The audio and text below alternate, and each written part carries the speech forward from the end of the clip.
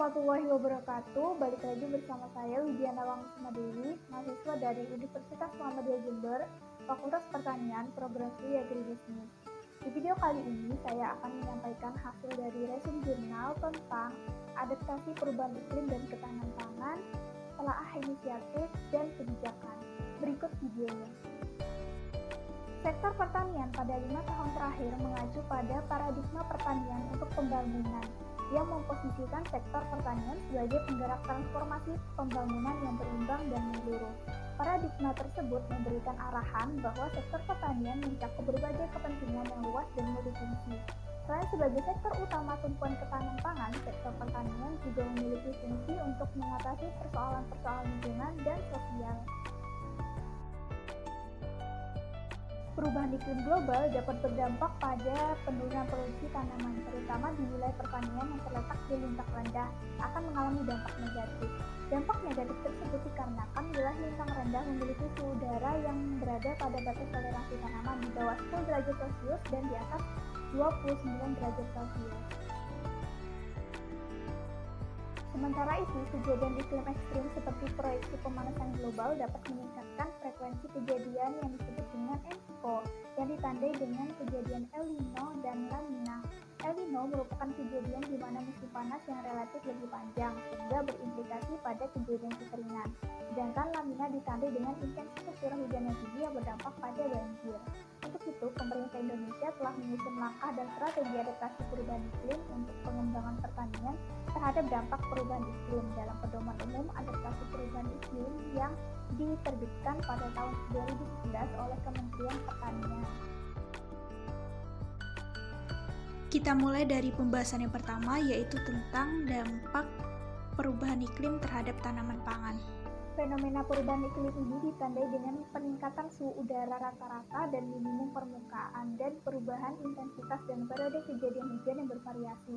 Berbagai penelitian yang dilakukan oleh Indonesia ditunjukkan adanya potensi dampak negatif perubahan iklim terhadap produksi padi berupa penurunan produktivitas ataupun peningkatan serangan hama dan penyakit. Yang kedua, tentang inisiatif adaptasi perubahan iklim.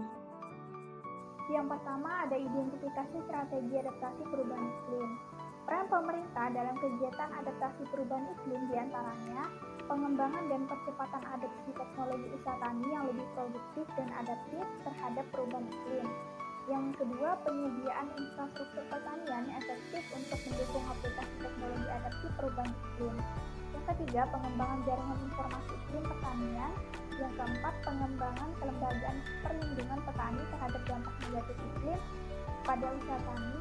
Dan yang terakhir, kebijakan harga masukan dan keluaran usaha tani yang kondusif untuk pendapatan petani. Adapun teknologi adaptasi yang dilakukan dapat berupa penyesuaian waktu dan pola tanam, penggunaan varietas unggul, tahan kekeringan, rendaman, dan sanitasi, teknologi panen hujan, dan teknologi irigasi. Yang kedua, dukungan pemerintah terkait adaptasi perubahan iklim. Dalam Pedoman Umum Balai Penelitian dan Pengembangan Pertanian tahun 2011, strategi adaptasi diarahkan pada penyesuaian kegiatan dan teknologi terhadap dampak perubahan iklim global melalui program aksi adaptasi pada sektor tanaman pangan dan hortikultura yang menjadi prioritas utama. Sektor tersebut diprioritaskan dengan tujuan untuk mendukung ketahanan pangan nasional.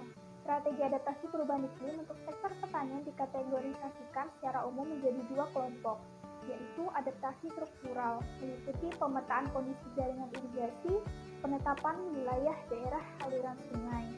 Yang kedua, ada adaptasi non-struktural, meliputi peningkatan program pengembangan teknologi, pemanfaatan informasi iklim, regulasi yang berkaitan dengan konsepsi lahan pertanian, penetapan program terstruktur untuk meningkatkan adopsi petani terhadap teknologi baru, dan yang terakhir pengembangan sekolah lapang iklim.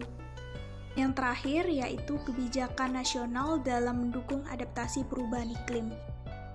Yang pertama, pengembangan sistem seperti jaringan informasi iklim pertanian, sistem peringatan dini, dan sekolah lapang iklim. Yang kedua, pengembangan kelembagaan petani, pengelolaan kekeringan dan banjir, atlas kalender tanam, dan lain-lain. Yang ketiga, perakitan dan pengembangan model sistem usaha tani terpadu dan informasi teknologi adaptif. Yang keempat, penyesuaian dan pengembangan infrastruktur pertanian, jaringan irigasi tingkat desa, dan lain-lain. Yang kelima, pengembangan kawasan rumah pangan lestari untuk pemenuhan kebutuhan pangan dan gizi keluarga, serta peningkatan pendapatan dan kesejahteraan petani melalui partisipasi masyarakat. Dan yang terakhir, pelindungan, proteksi, dan bantuan bagi petani seperti subsidi, asuransi modal, pengembangan usaha agribisnis pedesaan.